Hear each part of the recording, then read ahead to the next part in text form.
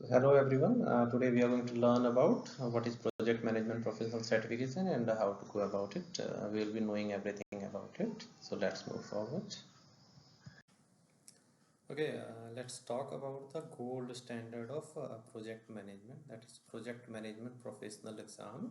What all you need to clear this certification exam. So this is a pamphlet for PMP. Basically, PMP is project management professional and this is a gold standard for project management all around the world. So this is the exam content outline. So let's see what all are there, published by PMI only. So there are various things that is given like in the, you can see in the table of content. There is first introduction, then content outline, domain task and enabler. What are the questions that will be asked? Basically this is divided into three main domain. PMI believes on people, process and business environment. In these domains the exam will be revolving around how to put up the application and how to make the payment. All these things are given in this brochure. So this is just an overview of what will be the questions that will be asked and what will be the breakage of various questions in the exam. So from the first domain, that is the people domain, almost 42% of the questions will be there, and from domain process there will be almost 50% of the questions, that is majority of this, and 8% of the questions will be from business environment. Okay, so this is a broad overview that I am giving to you, what all are there. So what's there, there are three domains that has been divided, that is people, process and business environment, and we will be talking about this only. So first domain is people. So what all things will be included in this people? First is how you will be managing the people. Basically this is about all about managing people, how to manage it, how to do conflict resolution, how to lead a team, how to support team, how to empower a team. All these things will be decided and all the brief details are been given. First is the how to manage the conflict, then how to lead a team, that is successful delivery of a team, how to make a proper team, how to support the team performance is the task number 3. Then comes empowering team members and the stakeholders, that is how to organize around team strength and how to maintain the accountability, how to evaluate their task and ensure that accountability. I'll be determining the decision making authority. Then how we will be ensuring in task 5 that all team members and stakeholders are adequately trained on these things, and how to build a team.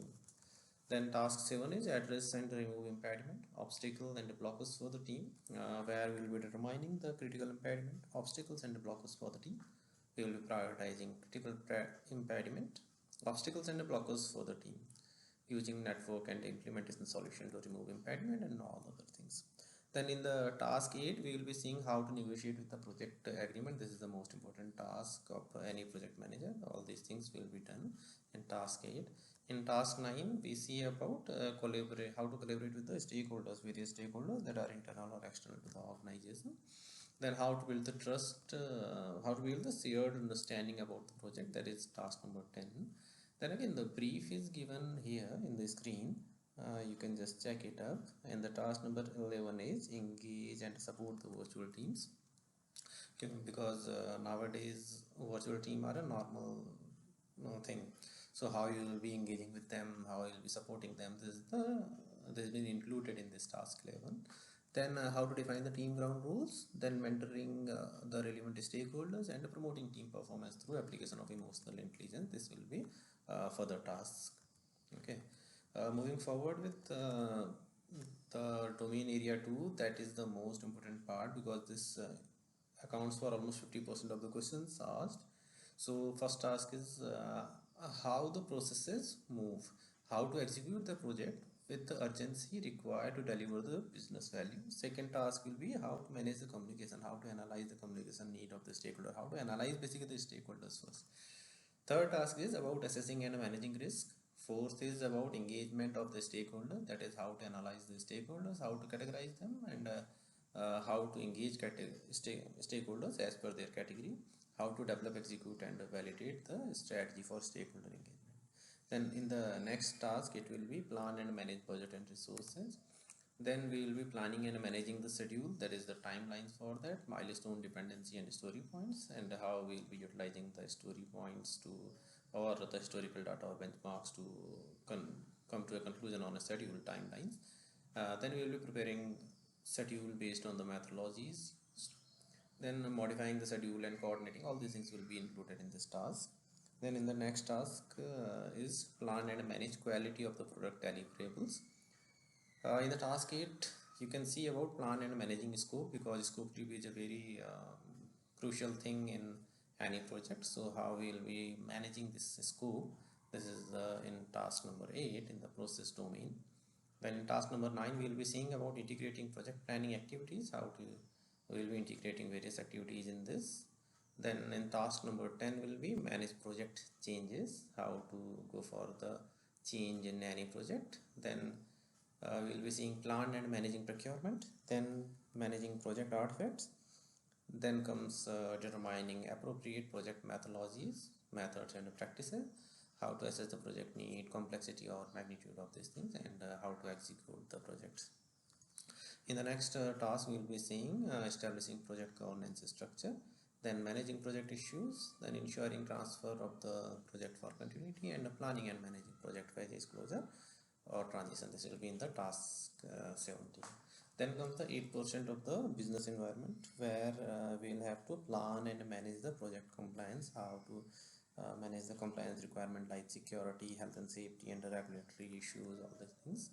And in the next task in this domain will be evaluate and deliver project benefits and values, evaluate and address external business environment changes for impact on scope will be in the task 3, and support organization change will be in the task 4. So this will be the basically broad task. If you understand these things, then you can very well clear the PMP exam. Now about PMP application and payout, you can put an application after if you have the eligibility criteria met, then you can do this thing. What is the education background that you should have? You must have a secondary degree at least, and a project management experience of at least 60 months. Then you can apply for it. Otherwise, if you have a 4-year degree, that is bachelor's degree or global requirement, and minimum 3 years or 36-month unique non-overlapping project professional management experience, then too you can apply. Otherwise, if you are a postgraduate and having a 24 months of experience, then too you can apply for this thing. So what will be this they have also shown about how to make up the application and how to make the how to fill up the application and all these things. Then comes PMP application and payout. As per their website, they have given that thing. Now about the questions. Now there will be 175 scored questions, and unscored questions will be 5. So total is 180, and you have to pass this exam with this thing. Total time will be almost 230 minutes. You can use this thing. So this was all about project management professional certification. I hope that it should have been clear to you. So this was all. So if you want to read more about project management professional, you can just go to our videos also, and otherwise you can take some courses on Udemy or anything, and you can get clear about it. So this was all about project management professional certification exam.